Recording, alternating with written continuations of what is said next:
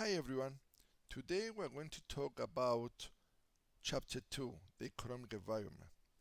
Now this area of the syllabus can appear in Section A with one or two multiple choice questions. So far we have looked at what a business can do in an effort to increase its value and shareholders' wealth. Today we are going to look at how the economic environment can affect our business. Governments, in an effort to achieve their long-term objectives, they apply a number of macroeconomic policies. And to be a bit more specific, these macroeconomic policies could be either monetary policies or fiscal policies. How these policies can affect our business?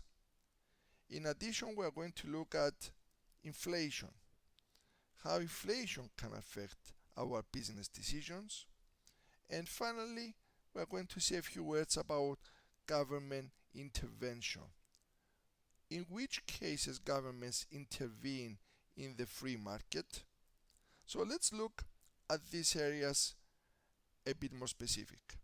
So first of all, as we already said, governments trying to achieve certain economic objectives. Which are usually these objectives? So they try to achieve full employment, they try to increase the economic growth and improve the standard of living of the citizens. They attempt to generate an acceptable distribution of wealth. They also attempt to limit the inflation, and finally to keep a sound balance of payments. Now, these macroeconomic policies do affect our business. How this is done? So let's move on a bit further on. So let's start with the monetary policy. Now, monetary policy in Greek is νομισματική πολιτική. So what governments trying to do?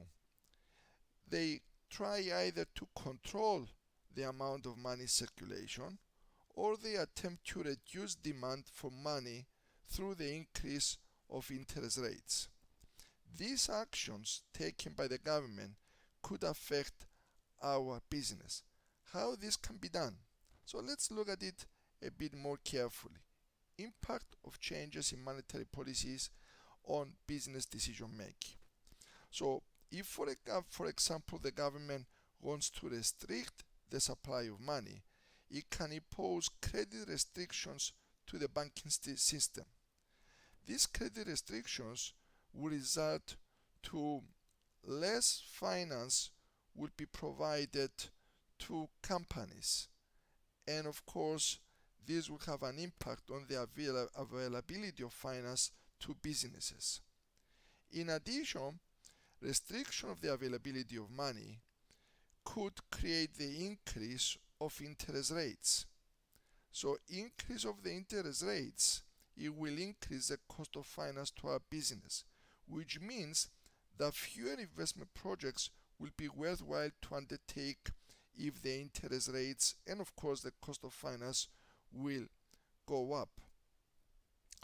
Another impact that this could have in our business is that if the interest rates go up, it means that this could have an effect on the consumer demand. Why? Because if the interest rates go up, it means that people will not be willing to borrow so as to buy new products. In addition, if the interest rates go up, it means that the ones that they do have the money in the bank, they will not be willing to spend it but to keep it within the bank. Therefore, demand will be reduced. This will reduce the sales revenues and the profitability of our business. The level of inflation also will be affected by applying a monetary policy. If the prices go up, then in this case and uncertainty as to the future rates of inflation may make financial decisions more difficult and more important. So you can realize that here businesses will not be willing to invest in new projects if there is uncertainty due to inflation. So they will look for the short term instead of the long term projects. Now, another tool that governments have is to apply fiscal policy. In Greek, δημοσιονομική πολιτική. So what the government tries to do is to increase or reduce the supply of money through fiscal policy. How this can be achieved? Either through taxation or through public spending.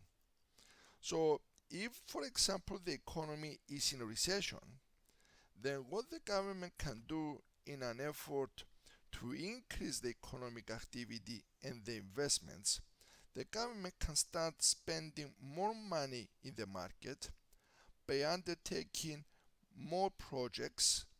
And of course, by undertaking more projects, it means that the government will have to pay the contractors of these projects. The contractors of these projects will pay the employees. The employees will spend the money. Therefore, there's going to be an increase in demand for goods. This will help businesses to sell more and to undertake more investment opportunities. Another action that governments can take is to reduce taxation in order to boost both consumption and investment. Reduced taxation means more money will be available for spending, and this will allow companies and employees to spend more, and therefore this will increase the economic activity. And of course, if the economy now is booming and there is high inflation, then in that case the government would like to reduce spending and increase taxation in an effort to control inflation. However, these actions could create certain problems. It is not possible from the part of the government to cut government spending dramatically, all right? And also, it's not that easy for the government to increase taxation. Okay, so what we have seen so far is what the government can do in an effort to achieve its long-term objectives. So it has two major tools, either to use the monetary policy and fiscal policy. Actually, governments use both, depending on what they want to achieve. Now, as we already mentioned, another factor which could affect our business and business decisions is inflation. So what is inflation, first of all? Is the rate of increase of the general level of prices in the economy. And this usually is measured through the retail price index. So governments have as a target to maintain inflation to low levels so as to achieve their economic objectives. Now, which are the causes of inflation? Actually, there are two major causes. One, we call it demand pull inflation. In other words, there is increase of prices due to increase of demand. So if there is increase of demand and supply remains the same, this will shift prices up. The other type of inflation is what we call the cost push inflation.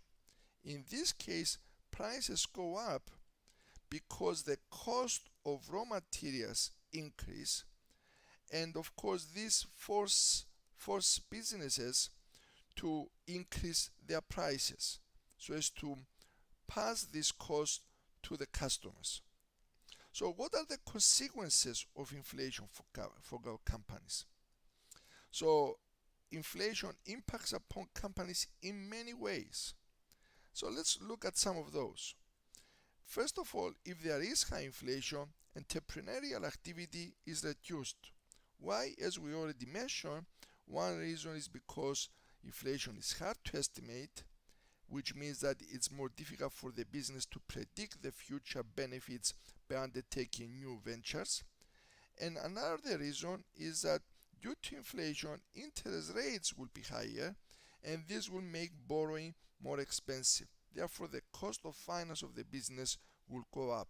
This will have as a consequence that the business should try harder to find profitable projects, earning returns much higher than what the business was aiming in the past.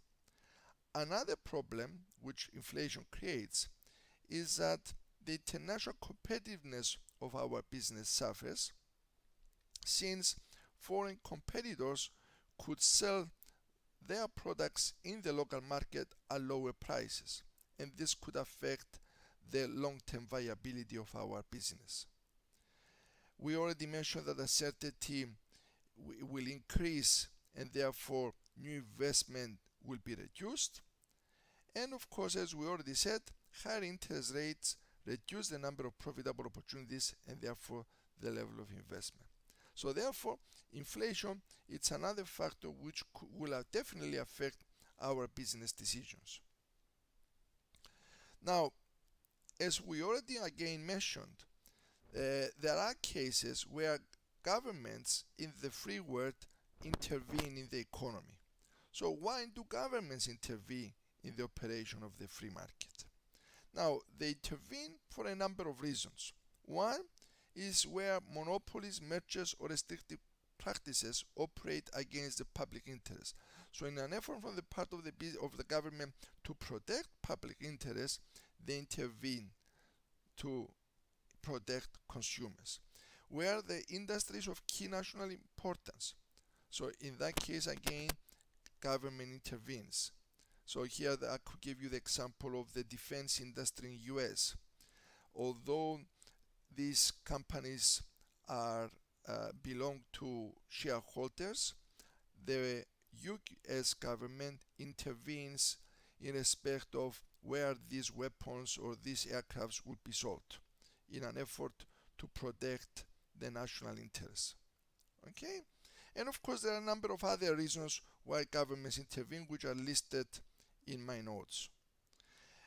Another, if you like, area which could affect our business is the economic problems which are caused by monopoly. You can realize that monopoly, if a pure monopoly exists, then in that case it will affect the competition in the market. So governments consider it necessary to act against an existing or potential monopoly because of the economic problems that can arise through the abuse of a dominant market position.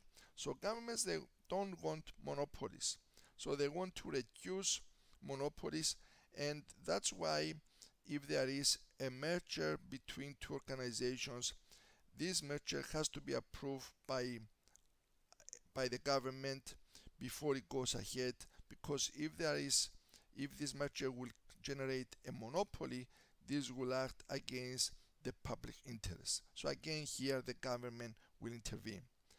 Another, if you like, intervention which takes place by the government is by applying what we call competition policy.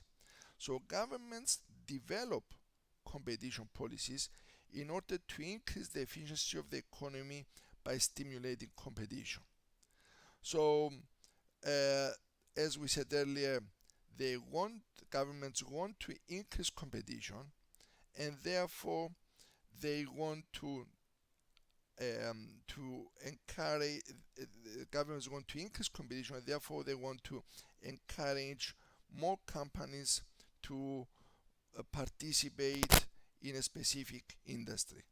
So what the governments will do, they will approve certain laws in an effort to increase competition. Let me give you an example here in Cyprus. In Cyprus we had one company which was dealing with telecommunications. This was CETA. So the government encouraged more companies to enter into this industry because increasing competition would benefit consumers, the public interest. So deregulation in certain industries is promoted in order to remove regulations which restrict competition in the industry. And of course, governments try to create internal markets within certain areas of the public sector. So, for example, here we have the health and education sectors. In UK, the British government allocates funds to universities. Now, these funds are allocated based on a number of factors. So, universities have to compete to earn these funds based on these factors which the government sets, and this creates competition between universities in an effort to get the funding. And finally, of course, governments also intervene in the economy through the use of official aid schemes. Alright, so what the governments do here, again in an effort to increase economic activity, they can provide grants, they can provide consultation advice and tax incentives, so to encourage investments in certain areas, for example, technology. Also, grants are available from European universities, European institutions. So let's recap about what you need to know in respect of this chapter 2. So you need to know how these changes can affect, how these policies can affect our business. There are two major tools, as we already said, that the government can apply to achieve its long-term objectives through the fiscal and monetary policy. These policies affect our business in various ways, which we already explained. Also, we talk about inflation, which are the causes of inflation, and we said that there are two causes of inflation: the cost push inflation and the demand pull inflation. How inflation can affect our business, this is another area which we explain. And finally, we said a few words about why governments in certain cases intervene in the free market, and the main reason is that this intervention aims to increase competition, protect public interest, and to offer to consumers the ability to buy goods at low prices and increase the competition in the market. Thank you very much. We'll talk later again. Bye.